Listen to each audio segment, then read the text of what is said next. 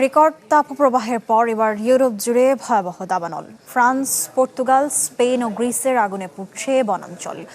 বাসিন্দাদের নিরাপদ স্থানে সরিয়ে নেওয়া হয়েছে, বন্ধ করা হয়েছে সড়ক ও বিমান চলাচল।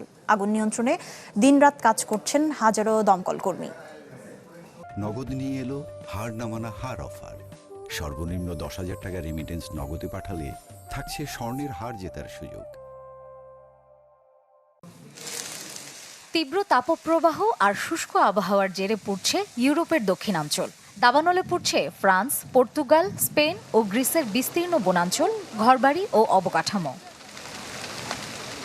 দক্ষিণ ফ্রান্সে আগুন নিয়ন্ত্রণে চলছে প্রকৃতির সাথে যুদ্ধ।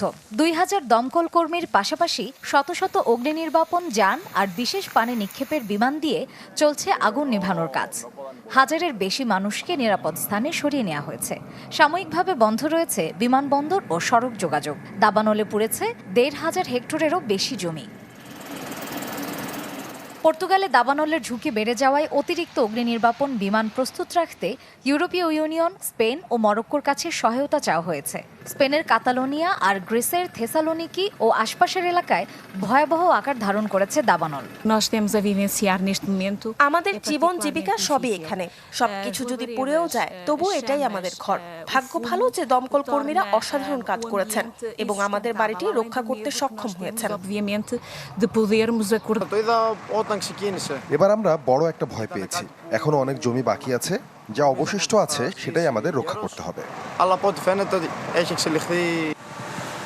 আগামী কয়েকদিনেও ইউরোপের অনেক অঞ্চলে উচ্চমাত্রার অগ্নিঝুঁকি অব্যাহত থাকতে পারে বলে সতর্ক করেছে আবহাওয়া সংস্থাগুলো। মার্জিয়া শ্রেয়া, চ্যানেল 24।